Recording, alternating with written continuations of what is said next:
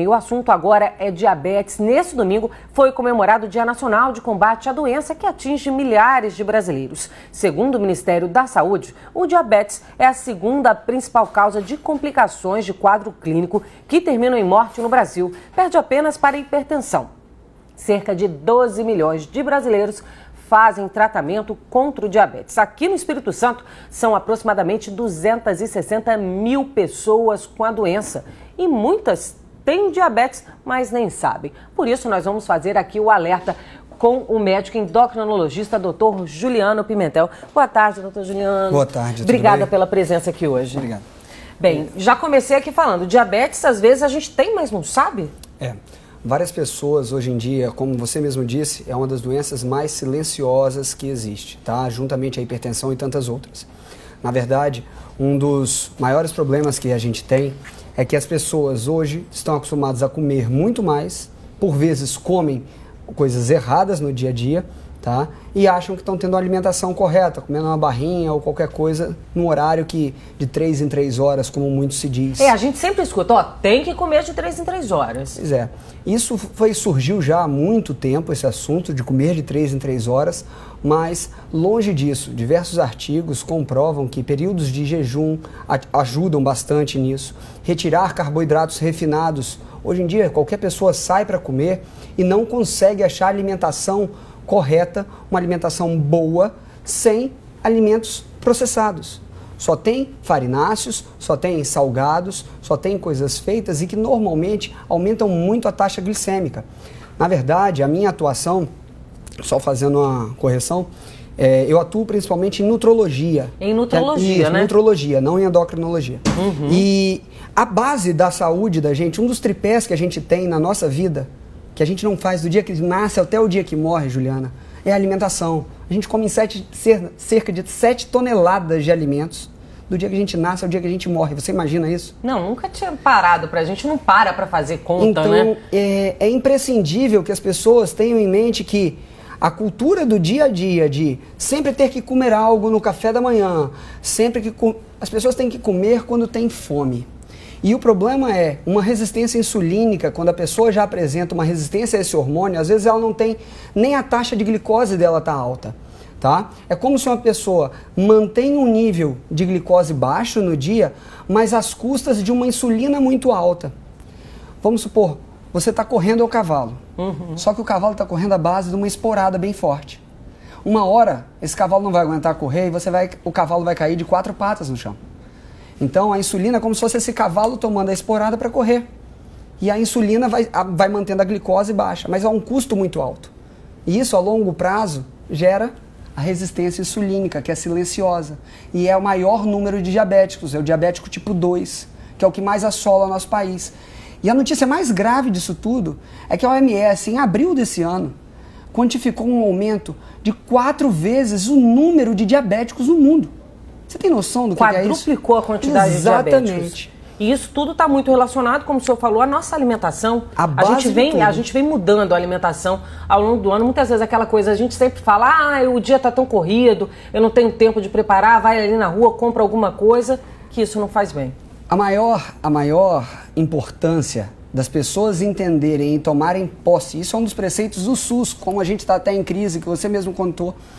A base do SUS, uma das bases dele é o empoderamento da população. O empoderamento vem a partir de conhecimento. A população não conhece o que é saudável e o que não é. E a gente levando isso até eles faz com que as pessoas comendo comida de verdade cada vez mais, elas vão ter cada vez mais saciedade, cada vez evitar um estado de doença. Como vocês mesmos mostraram no vídeo, a perda de sensibilidade nos pés, feridas que não cicatrizam, ir muito ao banheiro. Isso é um sintoma? Sim, também? Quem a pessoa que vai muito ao banheiro e está indo direto, o corpo não consegue usar a glicose, porque não tem mais insulina, porque a insulina, ela pega a glicose e leva para dentro da célula. Quando a gente não tem ela, o seu corpo tem uma outra forma de jogar para fora, que é através da urina. O nome diabetes mellitus veio de mellitus, é de sabor adocicado, de mel, na urina.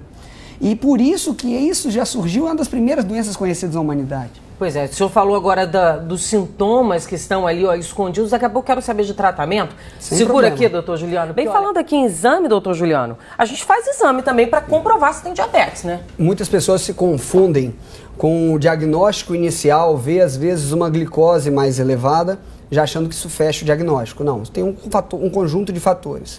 A gente usa taxas como a hemoglobina glicada, que é o número de hemácias, de células sanguíneas que já estão modificadas pelo excesso de glicose no sangue.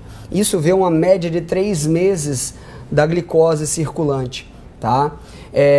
Juntamente a outros fatores e outras avaliações como o índice OMA-IR, insulina em jejum e outros exames, a pessoa consegue fechar um diagnóstico. Pode ser feito com um clínico, com um médico generalista. Normalmente também é feito um tratamento em parceria com um endocrinologista. E é feito sempre aquela abordagem que eu estava comentando.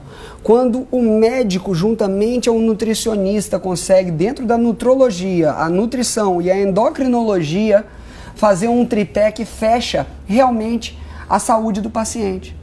Qual o maior problema que você consegue enxergar hoje, Juliana, num paciente que tenha doença crônica? A maioria deles não adere a um tratamento. Não faz tratamento direito? Eles não aderem, porque tudo é muito difícil. Mas se torna difícil porque a pessoa não sabe o verdadeiro pesar e o verdadeiro custo que ele vai ter na vida se não seguir. Acho que muito pior é o dano para a saúde da gente, né? Agora vamos falar de tratamento para quem tem diabetes. Como é que funciona?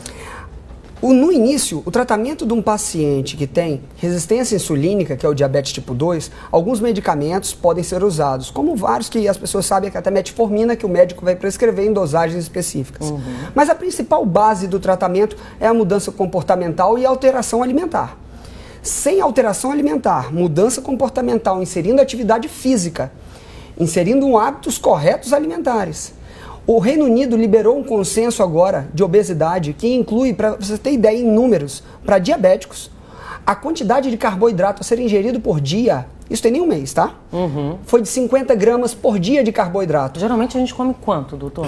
É muito mais. Muito mais? Muito mais. Não dá nem para quantificar. Tem gente que passa de 1 quilo de carboidrato às vezes por dia. Por dia? Por dia. Um pão tem quanto, o senhor sabe dizer pra gente? Um pão de carboidrato. Pão francês. Vamos pegar uma batatinha, uma batata de 100 gramas. Uma batatinha daquela de 100 gramas que você faz, já tem 100 gramas. O pão varia a quantidade de carboidrato mediante o trigo, porque aí tem a proporção da farinha e coisa e tal, tá? Mas tem diferença entre o carboidrato da batata, o carboidrato do trigo, o carboidrato da fruta. Cada um chega para o diabético de uma forma. Então você pega cada vez mais o tratamento medicamentoso sendo feito. O tratamento gera uma baixa da glicemia. Aí, convencionalmente, é feito o quê? Você precisa de ciclar, comer alguns carboidratos para não ter hipoglicemia. Ainda tem isso, né, gente? Exatamente. É só conversando mesmo com o especialista para a gente entender uma alimentação adequada. São né, muitas variáveis que têm que ser abordadas e que uma área só, somente uma pessoa, acaba que não consegue tangenciar. Igual o seu comentário inicial sobre a endocrinologia. Quando pensa sobre diabetes, se lembra, remete o quê? O endocrinologista. Mas sem fazer um tratamento concomitante com a área da nutrologia, que é uma área que a medicina atua sobre a parte alimentar, que é a parte que a gente envolvendo mudança de hábitos, a gente não consegue congregar um tratamento duradouro e que transforma verdadeiramente o paciente. E que é o mais mágico. Então tá aí o alerta, hoje um dia de combate à diabetes. A gente teve aí domingo a comemoração, essa semana toda de alerta à diabetes. Tá aí as dicas, acho que melhor, alimentação e atividade física. Vai ter inclusive, Juliana, tem um colega, eu e um colega médicos, nós estamos fazendo sempre, mensalmente, a gente faz uma palestra de qualquer tema da área de saúde, ele é um patologista.